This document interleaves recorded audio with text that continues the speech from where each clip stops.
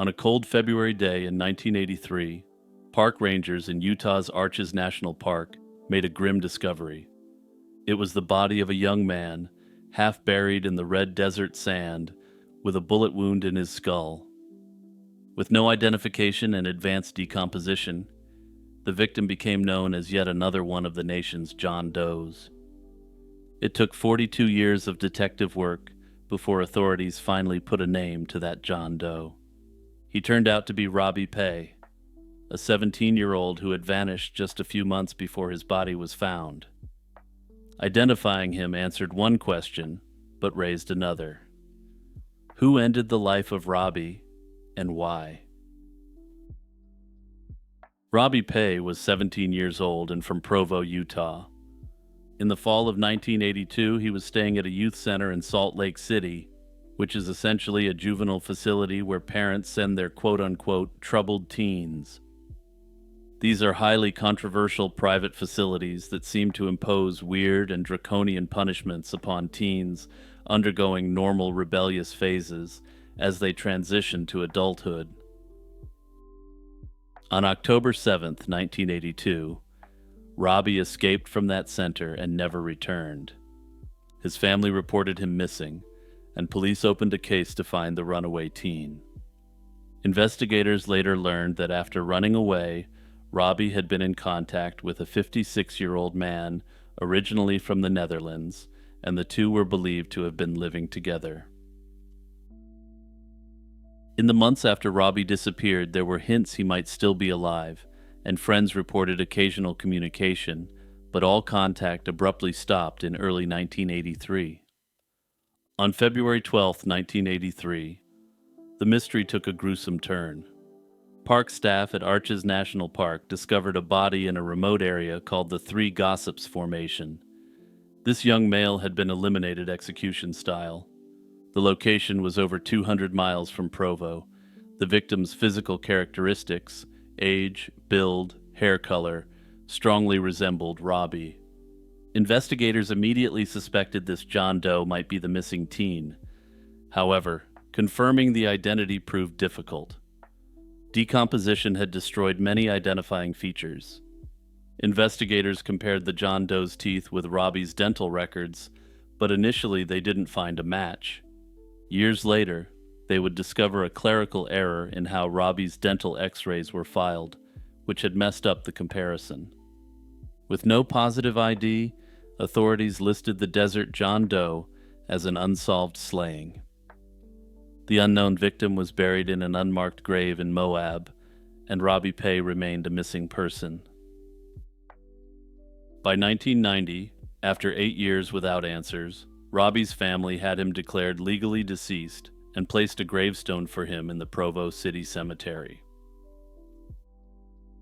In 1993, a decade after Robbie vanished, a shocking piece of evidence surfaced. Robbie's pickup truck was found underwater in Lake Powell, on the Utah-Arizona border. Drought conditions had lowered the water level and exposed the submerged vehicle. Even more telling, a rope was tied to the steering wheel, indicating the truck had been sent into the lake deliberately. Over the years, police also fielded some strange tips about Robbie's fate. One lead claimed he was living in Colorado under an alias. Another alleged he was slain during a dangerous game of Russian roulette and buried in the mountains. Both stories were investigated and dismissed as baseless by the authorities. Throughout this time, one person of interest lingered on the periphery, the older man from the Netherlands. After Robbie disappeared, that man also left Utah, reportedly returning to Europe. He has never been located, and it is uncertain if he's alive at this point, given that he would be well into his 90s. Authorities haven't formally called him a suspect, but they still want to talk to him, believing he might know details about Robbie's final days. Notably, police found letters the man had written to Robbie among the teen's belongings, though the exact nature of these letters isn't known to the public. In 2018, Provo police took a fresh look with new technology. Detectives entered Robbie's information into NamUs, a national missing person database, and got a crucial break. A forensic dentist noticed that Robbie's dental records had been entered incorrectly in the system. When the error was corrected, the records showed a strong similarity between Robbie and the John Doe's teeth. This gave investigators renewed hope that the John Doe was indeed Robbie Pay. Still, they needed DNA evidence to be sure. That posed a challenge. The case was so old that obtaining DNA from the John Doe's remains was difficult, and Robbie had been adopted as a baby. This meant that investigators couldn't simply ask his relatives for a sample. An earlier attempt to extract DNA from a lock of Robbie's hair had failed to yield results, though improved forensic technology eventually did lead to a profile. The team petitioned the courts to unseal his adoption records, and in 2022 succeeded. From those records, they identified a living biological uncle of Robbie's and obtained a DNA swab from him. When Robbie's uncle's DNA was compared to the DNA profile, it matched. The identification was officially announced in March 2025, and the first part of the decades-old mystery was finally solved. Robbie's family, after so many years of not knowing, learned his fate at last. Unfortunately, it was a bittersweet breakthrough given that friends and family had long clung to the rumors that he had simply started up a new life. Now that Robbie's identity is known, his case has been reclassified as an active investigation into his slaying. Detectives are poring over the old case file and evidence with fresh eyes, determined to find out who was responsible for his slaying. One obvious focus is the older man who was with Robbie after he ran away. His sudden departure abroad after 1983 is more than a little suspicious, and investigators believe he may hold crucial information about the case. Another angle is the sunken truck, with the lengths taken to hide Bobby's vehicle suggesting a likely premeditated cover-up.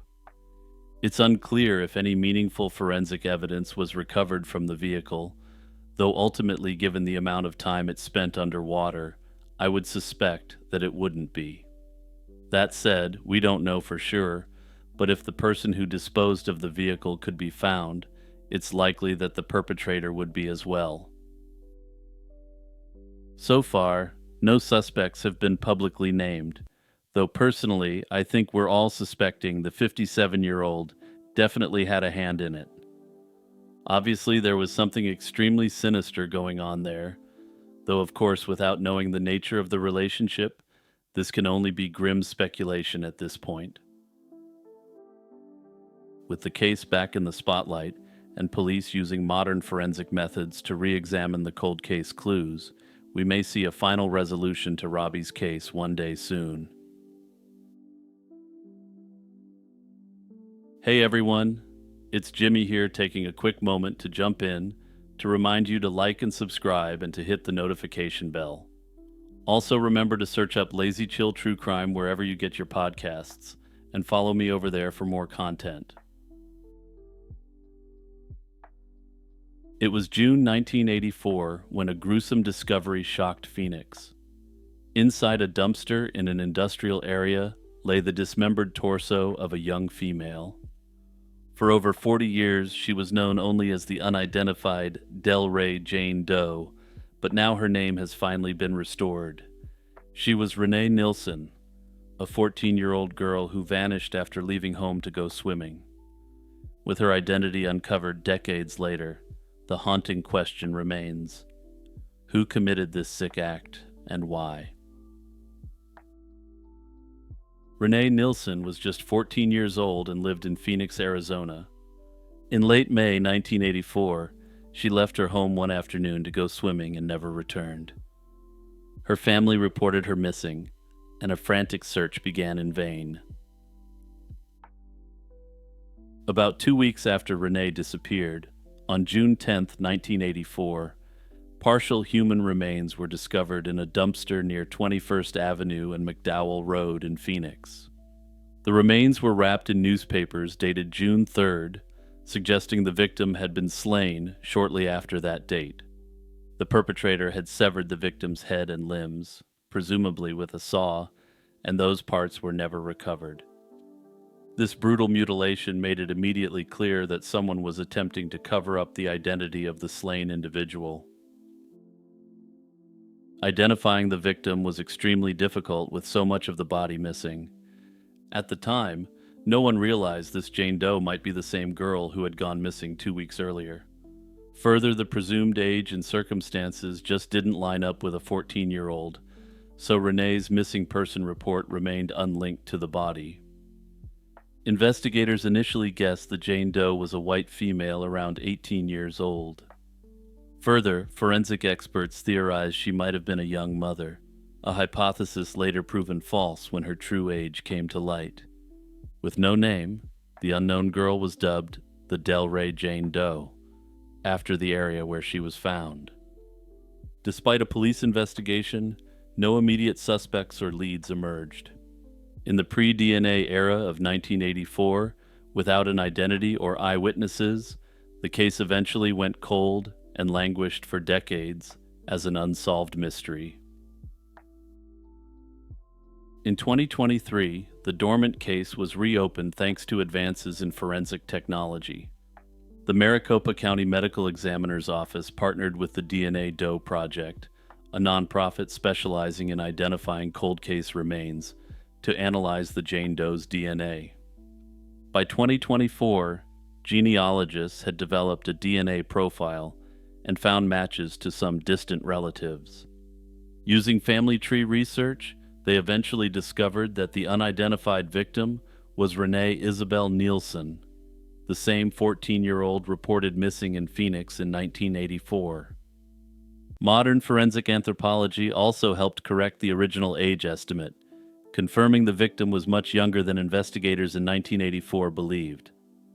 In May 2025, additional DNA testing confirmed the match, finally giving the Delray Doe her name back. Notably, as genetic genealogists worked through her case, they uncovered a bizarre potential clue. And I say potential clue because there's nothing, as of yet, to indicate that this is actually related to the case directly, but it's very weird and extremely unsettling. A person stole Renee's name and identity, and it appeared on a 1987 marriage certificate 3 years after she was deceased. Essentially, an unknown individual assumed the identity of a slain 14-year-old, adding a whole new layer to the case. Detectives now have to consider not only who had slain Renee, but who took her name and whether those two questions might have the same answer. With Renee's identity uncovered, investigators are actively pursuing leads to finally identify the perpetrator. One theory centers on the mysterious woman who stole Renee's identity. If this person knew Renee was missing or dead, it's possible she was involved in the crime. Perhaps the perpetrator or an accomplice assumed Renee's identity to hide their own past or to start a new life. So far, the person behind this identity fraud has not been named publicly, but finding her could be the key to cracking the case. Police are working to track down this individual, seeing if she had any link to Renee or motive to harm her. The idea that the perpetrator might have literally taken over the victim's identity seems like something out of a movie or show, but it's a lead authorities can't ignore. Another theory is that Renee was the victim of a random predator, an unknown attacker with no personal connection to her. The sheer brutality of the slaying suggests a deeply disturbed offender who may have struck opportunistically. Renee could have been abducted by a stranger after she left home, targeted at random by someone cruising for a victim. Back in 1984, investigators considered the possibility of a quote-unquote psycho serial predator at work. However, no other slayings in Phoenix were definitively linked to this case. That said, it might have been a one-off crime by someone passing through, which is why no connection has ever been made. Today, Renee Nielsen's slaying remains unsolved, but the case is far from closed. Detectives have stressed that they will never give up on seeking justice for Renee. The combination of modern DNA technology and renewed public interest has given this 41-year-old case fresh momentum. Investigators are re-examining evidence, following new tips, and continuing to explore the identity theft angle.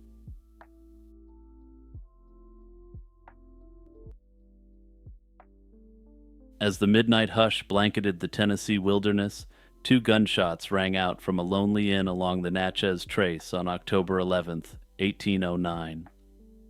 When dawn broke, America's famed explorer Meriwether Lewis was found mortally wounded, bleeding from gunshot wounds to the head and chest.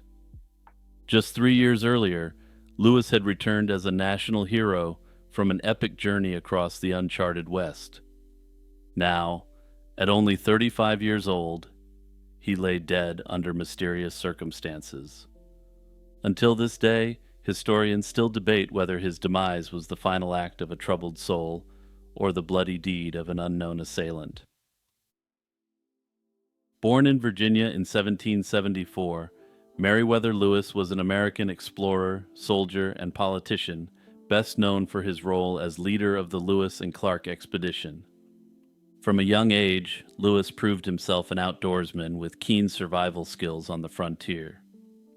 He served in the militia and U.S. Army, where he gained leadership experience on the western frontier. In 1701, President Thomas Jefferson, a family friend, chose the 27-year-old Lewis to serve as his personal secretary in the president's house. Jefferson soon tapped Lewis to command an ambitious mission that would make him one of history's great explorers. Lewis recruited his former Army comrade William Clark as co-captain, and together they prepared to venture into the vast unknown lands recently acquired by the United States. In May 1804, Meriwether Lewis and William Clark set off from St. Louis at the head of the Corps of Discovery. This was a team of about 40 people tasked with exploring the Louisiana Purchase and beyond. Over the next 2.5 years, the expedition traveled nearly 8,000 miles through wilderness, traversing the Great Plains, over the Rocky Mountains, and all the way to the Pacific Ocean. And once they got to the Pacific, they turned around and did it all over again. Along the journey, Lewis and his team mapped uncharted rivers and mountains and made contact with many Native American tribes, securing peaceable relations and gathering information. Their successful trek proved that overland travel to the Pacific was possible and helped ignite America's vision of manifest destiny. Lewis returned to St. Louis in September 1806 as a celebrated hero of discovery. He and Clark were hailed for their courage and achievements, and few figures loomed larger in the American imagination than these two figures. Lewis's life after the expedition, however, was far from the victorious glory one might imagine.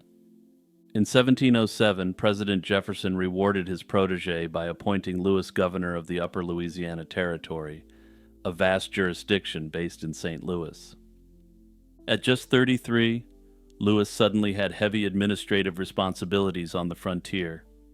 He tried to carry out Jefferson's vision in the territory, publishing laws, establishing roads, and negotiating with various Native American tribes.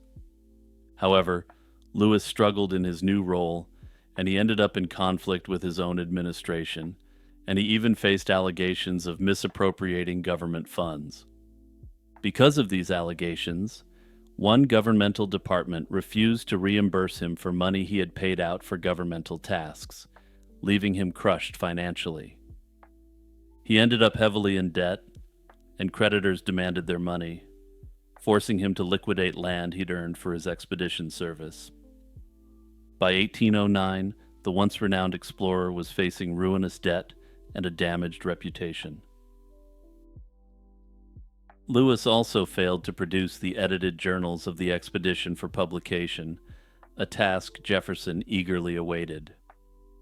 The pressure of that unfinished work weighed on him, and he struggled with loneliness and ill health. He never married or found lasting love, and some accounts suggest he struggled with addiction.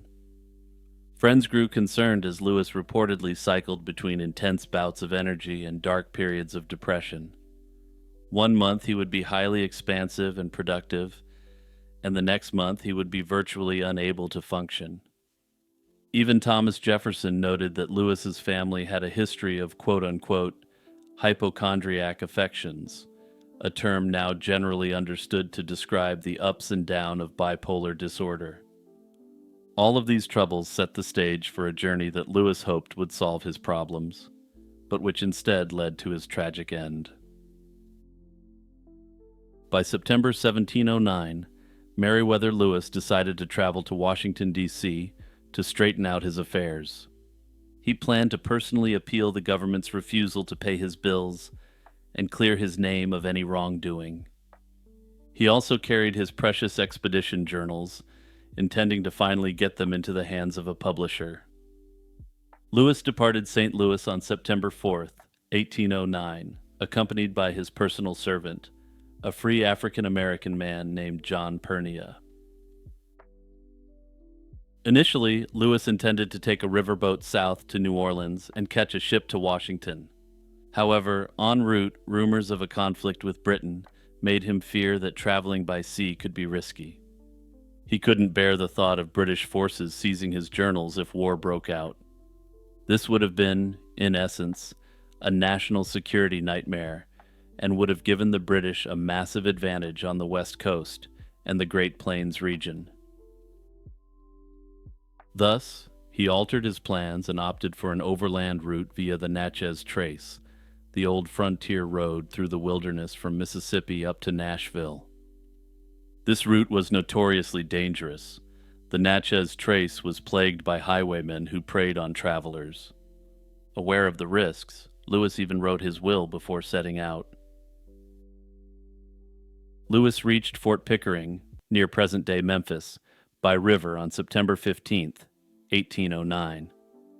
There, witnesses began to sense something was amiss in the explorer's state of mind. The captain of the boat that brought Lewis downriver later reported that Lewis had been acting strangely during the trip.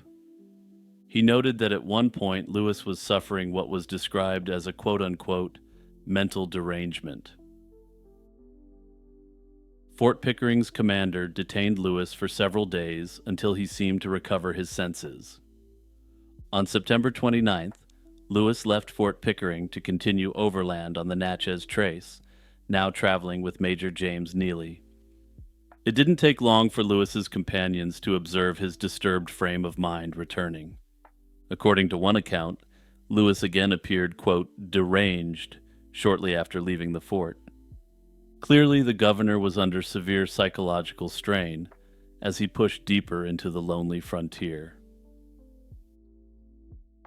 By early October, the party was making its way through the thick forests of Tennessee.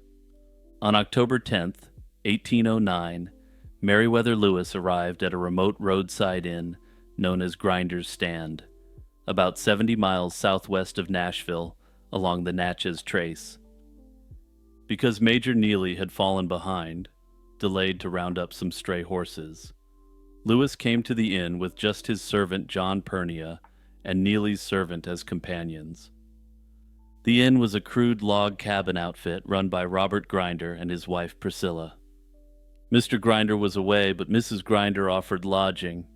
She gave Lewis the use of a small cabin room, while the two servants stayed in the stable, and she and her children slept in a separate kitchen building a short distance away. Accounts agree that Lewis was agitated and behaving oddly on the evening of October 10th. Mrs. Grinder later said that during dinner, Lewis stood and paced the room, talking to himself as if arguing points in a speech or legal case, his face flushed with emotion. He eventually retired to his room, but throughout the night the innkeeper's wife could hear him continuing to murmur and talk to himself in a passionate, unsettled tone. Sometime in the pre-dawn hours of October 11th, the quiet darkness was pierced by the sound of a shot. According to Mrs. Grinder, she heard multiple shots, a scuffle, and a cry for help from Lewis's cabin. Frightened, she didn't immediately rush over, By one report, she peered out to see the wounded Lewis crawling on hands and knees back into his room. After that, things ended up getting even more unusual. Despite seeing and hearing what she saw, she did nothing until morning, which some sources call an inexplicable action. To interject my own personal view, we've already established that she was operating a small roadside inn in a lawless part of the country, and her husband was away. If Lewis was indeed attacked that night, it seems likely that her going out to confront the assailants may have simply led to more violence that night. At first light, Mrs. Grinder sent her children to find the servants. John Pernia and the other man ran to the cabin to discover Meriwether Lewis sprawled on the floor, bleeding profusely from 2 wounds, one in his head and one in his abdomen. Incredibly, Lewis was still clinging to life, though barely. He was conscious enough to speak a few words where he spoke incoherently, apparently stating that he wasn't a coward, but that he had to die. Over the next hour or two, Meriwether Lewis bled out on a buffalo robe, and by sunrise, the great explorer was dead. Lewis's sudden death was a devastating shock to those who heard the news. He had been only 35 years old, and seemingly on the cusp of resolving his troubles. Major Neely arrived at Grinder's stand later on October 11th and was tasked with the grim duty of handling the remains. In the absence of formal clergy or family, Neely had Lewis's body buried near the inn, just a few hundred yards from the spot where he died. There was no ceremony, a tragic, quiet end for a national hero. Neely wrote to President Jefferson a week later, informing him that his friend had done this to himself.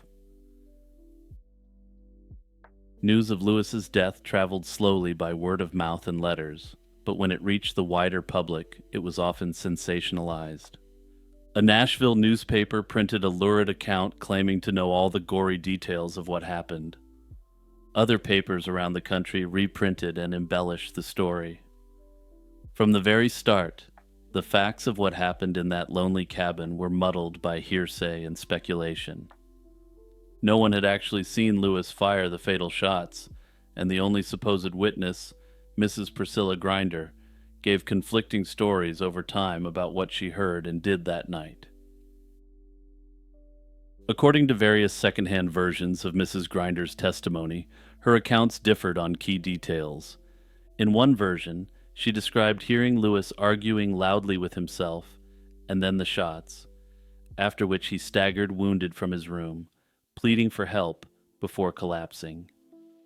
In another version, she claimed that before the shooting, she heard voices of other men and a commotion as if strangers had confronted Lewis. Yet Mrs. Grinder never wrote any statement down, and by the time others recorded her story, details had changed. This inconsistency has led some to suspect that her testimony was fabricated or at the very least unreliable. Meanwhile, the physical evidence was troubling. Lewis had 2 wounds, one in the head and one in the chest, yet somehow lived for a short time after. In addition, the money Lewis had carried, borrowed to fund his travel, was missing when his body was found. Missing funds and the dangerous reputation of the Natchez Trace fueled whispers that Lewis might have been ambushed by highwaymen. The area was indeed known for bandits who wouldn't hesitate to end the lives of travelers. However, neither of the 2 servants present reported seeing any intruders that night. All we have are the eerie echoes of shots in the dark and a handful of inconsistent recollections. In keeping with frontier law, a local magistrate convened a brief coroner's inquest on Lewis's body shortly after his death. They're believed to have found no evidence of foul play. Unfortunately, the written report from this 1809 inquest was later lost, so we don't know their exact conclusions or reasoning. There's actually a major hiccup in the case related to this initial inquest, though, and I'll circle back to that in a moment. Lewis's family back in Virginia was horrified at the suggestion that Merriweather would have done it to himself. His mother and relatives flatly believed he had been slain, suspecting either his servant Pernia or unknown robbers as the culprits. Governor Lewis's family, concerned with his legacy, found it hard to accept that a man of such stature could succumb to such an act, which in those days carried an extreme stigma. By contrast, Lewis's close friends and colleagues, including William Clark and Thomas Jefferson, had little doubt that Lewis perished due to his own acts. Upon receiving the tragic news, Jefferson wrote that Lewis had a, quote, constitutional disposition toward depression and had experienced several severe depressive episodes before. The former president sadly concluded that his friend became deranged and did it to himself. Clark, too, knew of Lewis's prior emotional struggles and accepted the official explanation, grieving that the weight of his comrade's mind had overcome him. Over time, the death of Meriwether Lewis evolved into one of early America's great historical mysteries, with the two positions being cemented almost immediately. The theory that he did it himself hinges on his pre-existing psychological issues, which were exacerbated by his deep financial troubles. Further, he was keen on drinking, and was also known to heavily engage in the use of laudanum, further factors which could have pushed him over the metaphorical edge. Notably, one modern hypothesis suggests he had contracted malaria during his many travels, and late-stage malaria can cause dementia, delirium, and depressive episodes. Another theory claims he might have had syphilis, which in advanced stages can lead to severe neurological and psychological symptoms. Whatever the exact cause, proponents of this theory paint a picture of a man in deep despair who unfortunately felt like he had no options left. Yet, despite the strong case that he did it himself, doubts have lingered from the beginning. Critics asked from the beginning why Mrs. Grinder didn't investigate immediately if she heard Lewis pleading for help. Her contradictory statements have led some to wonder if she concealed knowledge of other individuals at the scene. In the most extreme form, some have suggested that this inn was actually a trap, and that the Grinders were working in conjunction with local bandits. Under this theory, most of the time, the inn was a perfectly legitimate institution for travelers passing through. However, when a traveler came through with a significant amount of wealth, the Grinders would tip off local highwaymen that they'd landed a big fish in their net. Under usual circumstances, the highwaymen would then accost the traveler after stalking them beyond the inn, so as not to raise suspicions. However, according to this theory, some believe greed may have taken hold quickly, and they couldn't wait. John Pernia, Lewis's servant, also comes under the microscope in some theories. Lewis's own mother reportedly suspected this servant might have slain her son for money and fled. People who believe Pernia was responsible claim that he perished by his own hand a few years later. However, all that the official records note is that he died of a laudanum overdose in 1810, which may very well have been accidental.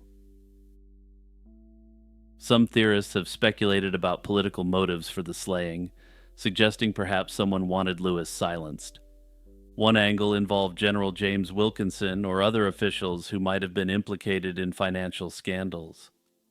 Notably, Wilkinson was known to be a scandalous individual during his lifetime, but the true bombshell about the man didn't come until well after his death. In 1854, he was revealed to have been a Spanish spy and had actually spent his life directly acting against American interests. That said, despite this, there's no hard evidence to suggest that Lewis was eliminated on the orders of Wilkinson, though it is theoretically possible. One intriguing piece of historical evidence favoring this hypothesis came decades after Lewis's death.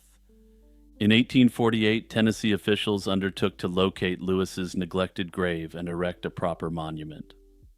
When they partially exhumed his remains, the examining doctor and commission members were struck by what they saw.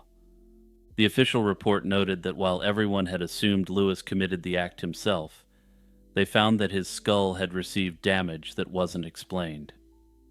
The report concluded that it was probable that he had been slain, but given the passage of time, they couldn't offer anything further in the way of analysis. This startling conclusion by a state commission 39 years after the fact gave the theory a kind of early forensic boost. In 1996, a coroner's jury in Lewis County, Tennessee, even recommended exhumation, reasoning that modern science might finally resolve the case. However, because the grave lies on National Park Service land, federal permission was required. The Department of the Interior initially approved the exhumation in 2008, then reversed the decision in 2010. They cited concerns about disturbing the pioneer cemetery around the grave and a desire to let Lewis rest in peace. To this day, the remains haven't been exhumed, and the exact cause of Lewis's death remains unconfirmed. More than 2 centuries later, the death of Meriwether Lewis remains an evocative mystery at the intersection of American history and true crime. On one hand, the evidence of Lewis's inner demons presents a compelling case that this legendary explorer perhaps took that irrevocable act in an extremely dark moment. On the other hand, the unresolved quirks of that October night leave lingering doubt that foul play could have occurred. Perhaps one day the federal government will allow his remains to be exhumed, and maybe, just maybe, we'll see the end of this more than 2 centuries old mystery in our lifetimes.